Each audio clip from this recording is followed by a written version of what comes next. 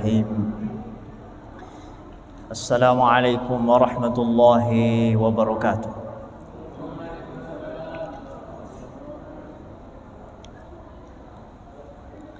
Alhamdulillahilladzi ahsana tadbiral kainat wa khalaqal ardina was samawat wa qaddaral arzaqa wal aqwat. Asyhadu an la ilaha illallah wahdahu la syarika lah wa asyhadu anna Muhammadan abduhu wa rasuluh. Fallahumma salli wa sallim wa barik ala sayyidina wa nabiyyina wa habibina wa maulana Muhammadin alladhi wasala min nurihi wujudul kainat wa ba'd. Hadirin hadirat, ayah bunda semua, ibu bapa jamaah salat maghrib rahimakumullah. Semoga ibadah yang kita telah tunaikan ini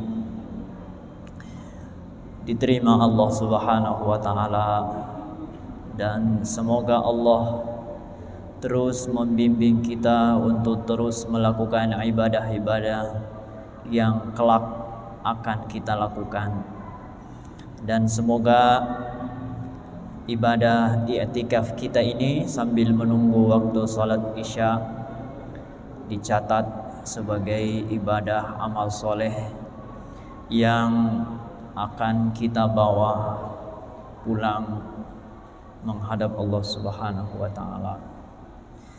Semoga hari-hari yang kita lalui di mata Allah kita semakin dewasa, semakin arif, semakin bijak, dan tentu saja semakin dekat dengan Allah Subhanahu wa taala. Tentu dekat artinya dekat itu sedikit-sedikit Allah. Jadi kalau masalah rezeki Allah, musibah Allah, mau ibadah Allah, semua serba Allah. Orang yang dekat dengan Allah sulit mencari alasan di selain Allah. Kalau kita sudah sampai pada makom di mana kita sulit mencari alasan selain Allah, berarti hati kita sudah terpaut sama Allah. Tapi semakin banyak alasan yang membuat kita beralasan selain Allah, itu artinya kita semakin jauh dan semakin terhijab. Contoh, kita sakit. Nah, orang yang dekat dengan Allah ketika ditanya, "Bapak kenapa sakit?" Allah yang ngasih, cukup. Sesederhana itu. Oh, udah sehat, alhamdulillah Allah yang ngasih kesehatan. Tapi orang yang terhijab itu masih banyak Pak alasan selain Allah gitu. Kenapa sakit? Kurang olahraga, makan tidak teratur, sibuk kerja. Alasan itu tidak salah, karena memang dunia ini itu ada sunnatullahnya gitu. Siapa yang ke air ya basah, siapa yang ke api ya panas. Dunia itu begitu. Siapa yang rajin ya pintar, siapa yang sungguh-sungguh ya sukses. Dunia itu begitu.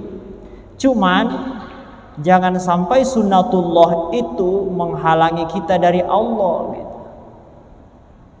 Oh, kenapa sehat? Ya minum obat itu sunnatullahnya, jalannya.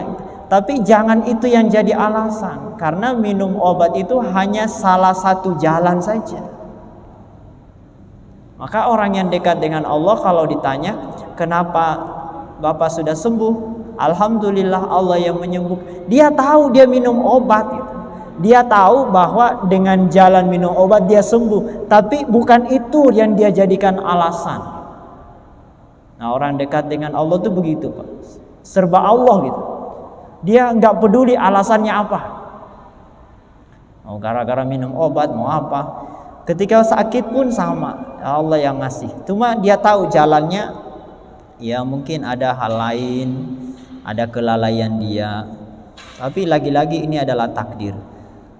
Sama Pak, orang yang sukses, orang yang pintar, orang yang lulus, orang yang naik jabatan, sama itu. Ya lahiriahnya, Bapak kenapa diangkat jadi pejabat? Ya karena rajin, betul itu. Tapi kalau Bapak masih sampai di situ, berarti belum nyampe ke Allah yang membuat Bapak rajin. Nah, kita itu pengen gitu ya, naik terus. Jadi jangan sampai sebab akibat menghalangi kita dari Allah. Jadi kita sibuk dengan sebab akibat. Gak salah sebab akibat itu. Emang begitu harusnya di dunia ini, memang ada sebab akibat. Tapi kita jangan berhenti di situ. Kita harus melampaui bahwa yang mengatur sebab akibat ini Allah gitu. Maka sederhananya gini ya, yang contoh yang sederhana itu hujan. Kenapa Pak hujan turun? Ya karena ada awan kan gitu. Prosesnya begini. Dalam ilmu apa itu, ilmu fisika lah yang ngatur tentang hujan, tentang alam raya. Kan ada ilmunya. Tapi jangan kita berhenti di situ, karena ada yang mengatur awan, yaitu Allah Subhanahu wa ta'ala. Jadi jangan sampai sebab akibat yang terjadi di dunia ini itu menghalang kita, membuat kita itu terhalang, terhijab dari Allah. Jadi semua serba sebab, bukan Allah. Jadi dia nggak sampai ke Allah. Kenapa kenyang? Karena makan, ya gitu. Padahal Allah yang ngatur. Nah, sekarang itu yang kita harap ya Pak. Jadi setiap kita ngaji itu pengennya gitu, makin ke Allah, makin ke Allah gitu. Nah, sekarang kita masuk di halaman 16. Ini yang teks Arabnya ya. Kalau yang pakai bahasa Indonesia halaman 26. Halaman 26 di tengah halaman ya, di bawah puisi itu, di bawah syair ada Hatim Al-Asam. Di sini ada ungkapan seorang, ini seorang ulama besar ya, yang sangat terkenal, namanya Hatim Al-Asam. Asom itu artinya tuli. Konon Pak, Hatim ini kenapa disebut Al-Asam, Hatim yang tuli? Itu ceritanya masyhur, mungkin Bapak sering dengar ya. Jadi Hatim ini kan ulama besar terkenal, orang pada segan gitu.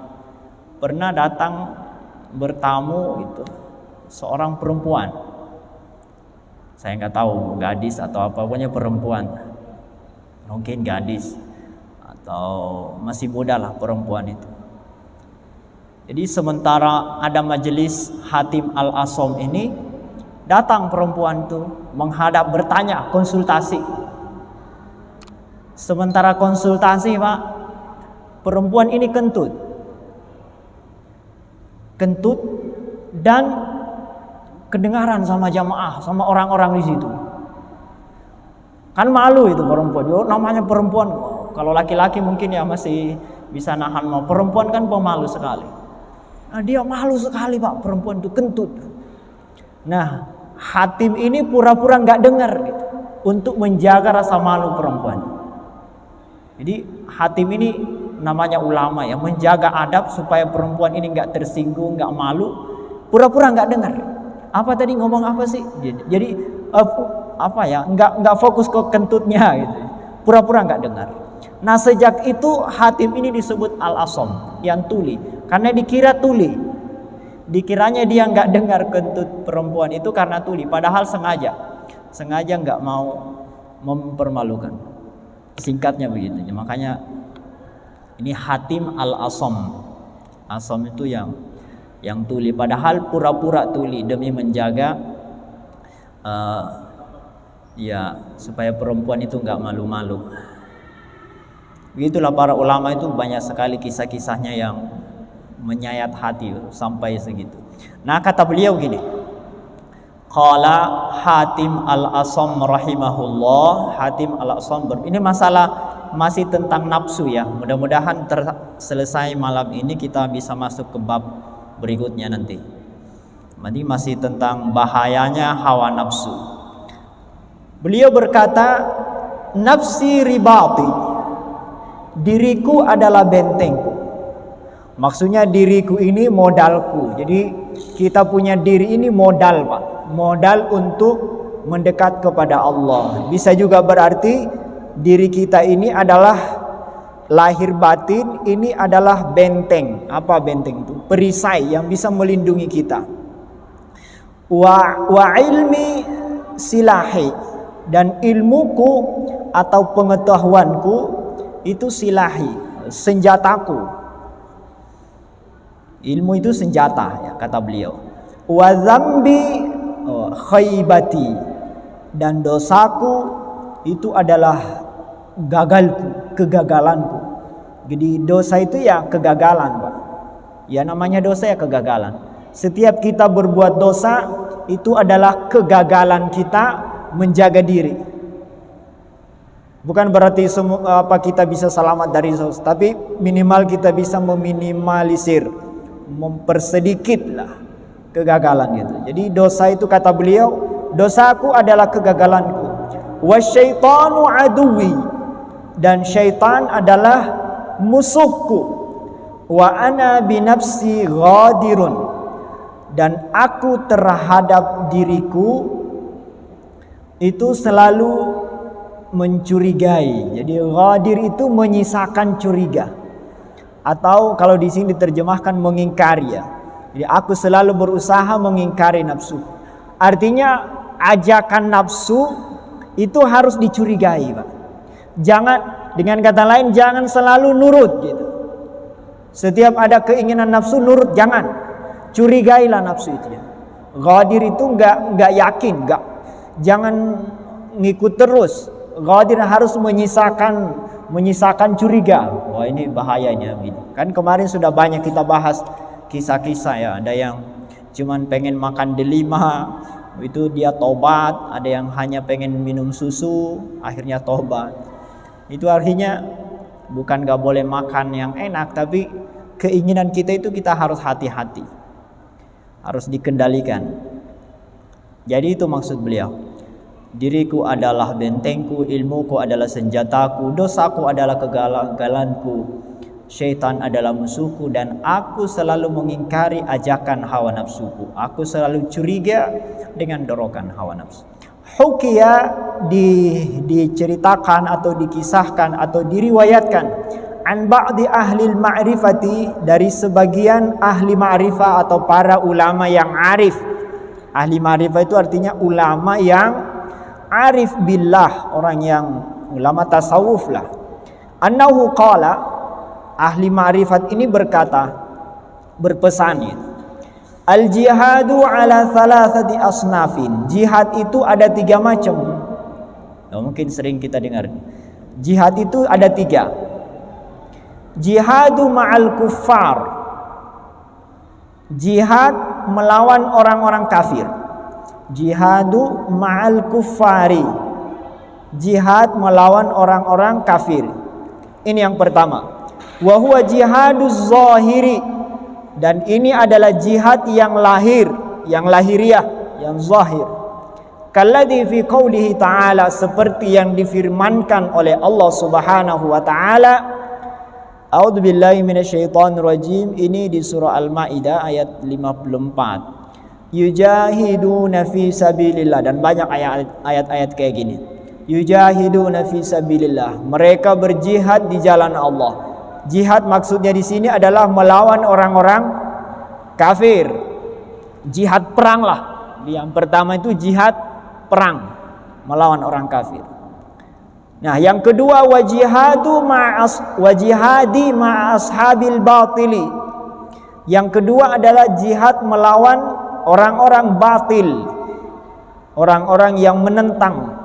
Jihad orang-orang terhadap orang-orang yang bodoh. Jihadnya pakai apa? Bil ilmi wal hujjati. Jihad pakai ilmu, pakai logika. Kaqaulihi ta'ala, seperti yang difirmankan oleh Allah di dalam surah An-Nahl ayat 125, wajadilhum billati hiya ahsan. Dan mujadalahlah dan berdebatlah, diskusilah dengan mereka dengan cara yang terbaik gitu. Jadi diskusi itu harus dengan cara yang terbaik. Dialoglah dengan mereka dengan cara yang terbaik. Jadi ini jihad yang kedua, jihad dengan ilmu. Jadi kalau jihad dengan fisik, yang kedua jihad dengan ilmu. Ini juga kadang disebut dengan ijtihad. Ijtihad itu berjihad dengan ilmu. Itu yang kedua. Yang ketiga wajihadi ma'an nafsil ammarati bis-su'i. Yang ketiga adalah jihad melawan hawa nafsu yang selalu memerintahkan kepada keburukan. Itu namanya an-nafsul ammarah. Nafsu yang suka memerintahkan kepada keburukan. Kalladzi fi qoulihi ta'ala, seperti ini. Semua ada dalilnya ya, semua ada hadis, ada ayatnya. Seperti firman Allah, walladzina jahadu fina lanahdiyannahum subulana. Orang-orang yang berjihad fina, di jalanku. Fina di sini menurut Imam Al-Ghazali adalah di jalan Allah, fina di nafsu kita ya. Lanahdiyannahum subulana. Orang yang bersungguh-sungguh berjalan berjihad melawan hawa nafsunya, maka Allah akan menunjukkan jalan-jalanku, kata Allah. Kami akan menunjukkan jalan-jalan kami. Jadi ada 3 jihad. Jihad fisik, jihad otak atau ilmu, dan jihad nafsu. Jihad melawan hawa nafsu atau jihad hati. Wa qauluhu sallallahu alaihi wasallam, dan sabda Rasulullah sallallahu alaihi wasallam, afdalul jihadi jihadun nafs. Jihad yang paling afdal adalah jihadun nafs. Jihad melawan hawa nafsu.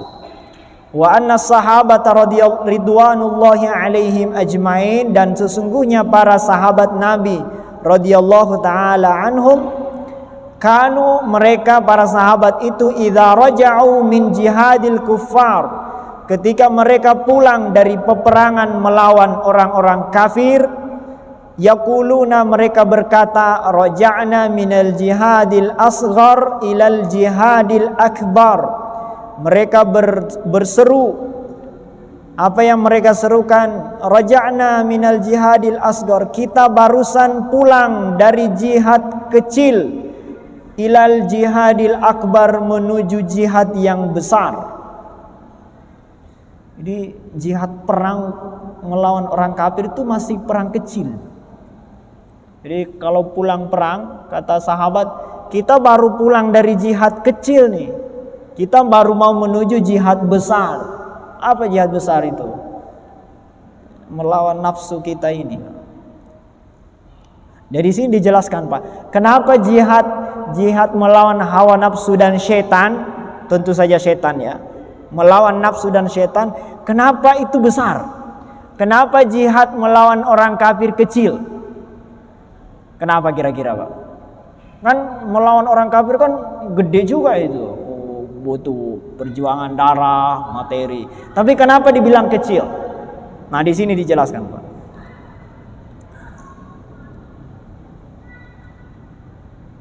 Ya, wa innama samaul jihad al-jihada ma'al hawa wan nafsi wasyaitan akbar. Mereka menamakan, maksudnya mereka para sahabat menamakan jihad melawan hawa, nafsu, wasyaitan, dan syaitan akbar. mereka mengatakan bahwa jihad melawan hawa nafsu dan syaitan itu jihad besar. Kenapa? Li'annal jihada ma'ahuma adwama.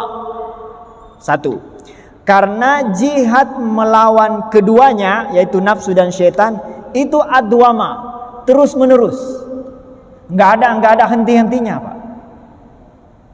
Jadi terus menerus itu. Wa jihadul kuffari yakunu fi waqtin duna waqtin. Sementara jihad melawan orang kafir itu sewaktu-waktu saja. Kan ada batasnya, Pak. Kita perang besok, berarti sekarang belum. Dan setelah pulang nggak perang lagi. Tapi melawan diri atau hawa nafsu dan syaitan nggak ada hentinya, nggak non-stop lah. Makanya besar. Oh, luar biasa ini alasan. Jadi karena non-stop.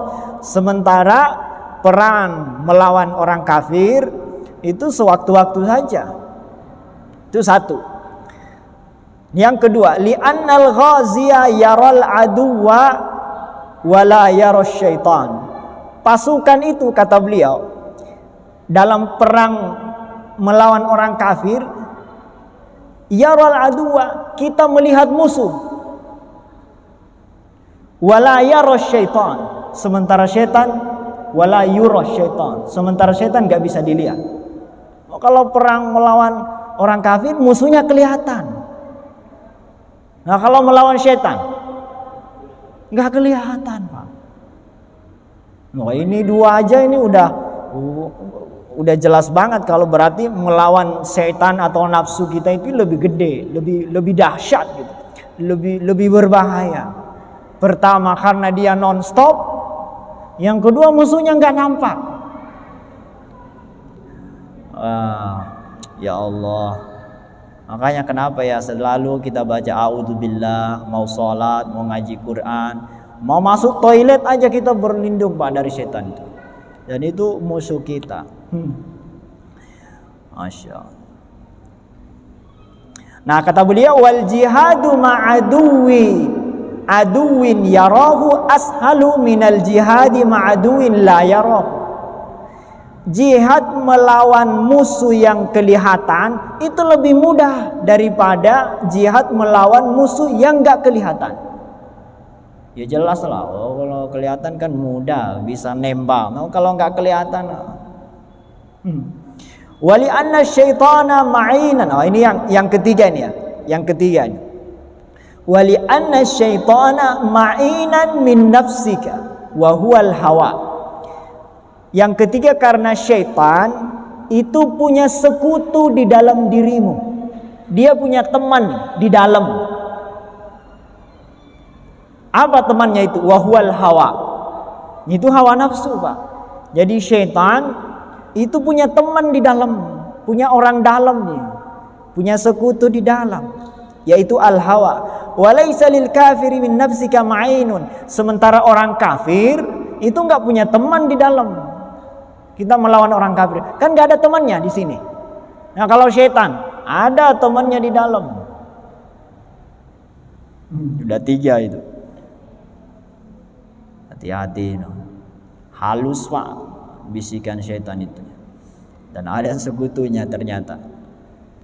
Falidzalika kana asyadda. Karena itu jihad melawan syaitan itu lebih sulit, asyad, lebih dahsyat. Ini yang keempat nih. Masih ada Pak lanjutannya. Wali annaka idza qataltal kafira tajidun nasra wal ghanimata. Kalau engkau berjihad melawan orang kafir, berperang melawan orang kafir, dan engkau menang, engkau mendapat kemenangan dan harta rampasan perang, ghanimah. Kalau kamu membunuh orang kafir, kamu dapat kemenangan dan dapat ghanimah, ya. Ya. Wa in qatalakal kafiru tajidu syahadata wal jannah.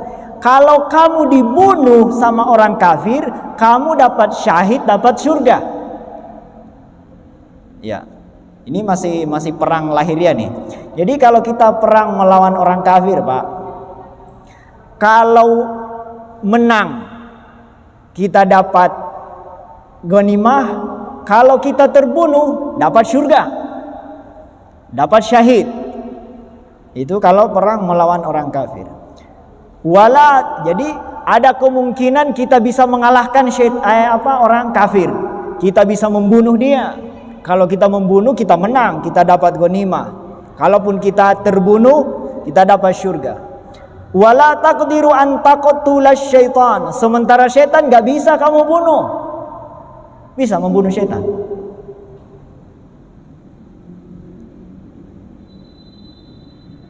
La taqdiru an taqtulas syaitan. Gak mungkin kamu bisa membunuh setan. Ya, riwayatnya itu Nabi Musa hanya nempeleng, Pak. Pernah baca riwayat Nabi Musa itu pernah nempelin setan, nempelin doang, tapi nggak mati. Nggak bisa kamu membunuh setan. Kalau orang kafir masih bisa kamu bunuh, dapat ghanimah, menang kamu. Tapi setan nggak mungkin. Wa in qatalaka syaitan taqafi uqubatir rahman. Nah, ini yang membedakan. Kalau tadi kita dibunuh, kalau membunuh kan, kalau kafir bisa dibunuh, kalau setan nggak bisa. Nah, kalau kita terbunuh di perang melawan orang kafir, kita dibunuh, kita dapat surga karena mati syahid. Kalau kita dibunuh setan atau kalah oleh setan, kita dapat azab. Orang dikalah setan Pak dapat azab. Baru ngeh kan? Kalau kita kalah perang melawan kafir, kita kalah, dosa nggak? Nggak dosa, Pak, malah dapat surga. Nah, kalau kita melawan setan kalah, siksa, Pak. Nggak boleh kalah. Jadi kalau melawan orang kafir boleh kalah, tapi melawan setan nggak boleh kalah. Orang yang kalah, orang yang maksiat itu kenapa? Kalah, Pak, sama setan. Kalah dalam perang melawan orang kafir itu mulia. Kalah melawan setan itu hina, Pak. Karena kalau kita kalah sama setan, kita disuruh berbuat jahat. Kan gitu. Setan kalau kita kalah, diajak zina, diajak macam-macam, Pak. Setan itu sujud syukur tuh. Aduh, kacau. Nah, udah nih ya. Menang kita nih, angkat bendera. Udah, Pak, semua dosa disuruh lakuin sama setan. Namanya kita kalah, itu bedanya yang keempat ya. Yang kelima, jadi kalau kita menang, kalau perang lahiriah bisa menang, bisa membunuh. Kalau setan nggak bisa dibunuh. Yang kelima ini, kalau kita kalah dalam perang melawan orang kafir, kalah mulia kalau ikhlas, karena dapat surga, mati syahid. Tapi kalau melawan setan kalah, mau dapat siksa malah. Kama qila, seperti disebutkan. Jadi kenapa orang yang kalah sama setan itu dapat siksa ini? Dapat siksa ini alasannya. Man farra minhu farsuhu fil harbi yaqa fi aidil kuffar. Ini ada ungkapannya. Jika ada orang yang ditinggalkan oleh kudanya, jadi kalau dia berperang terus kudanya lari, lepas gitu, yaqa fi aidil kuffar, tentu dia akan ditangkap. Iya. Kan kalau kita berkuda, Pak, kuda kita lepas, berarti kita ditangkap oleh orang kafir. Wa man farra minhul iman yaqa fi ghadabil jabbar. Dan siapa yang imannya lepas, dia akan disiksa oleh Allah Subhanahu wa taala. Dia akan mendapat murka Allah. Perang lahiriah, kalau kuda kita lepas, kita ditangkap sama orang kafir. Dalam perang nafsu, kalau iman kita lepas, kita mendapat murka Allah Subhanahu wa taala. Nauzubillahi min, kita berlindung kepada Allah. Wa man waqa fi aidil kuffar. Nah, ini bedanya. Siapa yang ditangkap oleh orang kafir, atau maksudnya di sini kalah, dikalahkan oleh orang kafir sehingga dia ditawan, La yasudu wajhu, wajahnya enggak berubah jadi hitam. Wala tughallu yaduhu, tangannya enggak akan dibelenggu ila unuki, sampai ke lehernya. Wala tuqayyadu rijluhu, kakinya juga enggak diikat. Wala yaju'u batnuhu, perutnya enggak akan lapar. Wala ya'ra badanuhu, badannya enggak ditelanjangin. Jadi kalau kita ditangkap, Pak, ini ungkapannya, penjelasan yang tadi. Kalau kita ditangkap orang kafir, ditawan gitu dalam perang lahiriah melawan orang kafir, kita kalah, ditangkap, wajah kita kan enggak hitam. Tangan kita enggak diikat.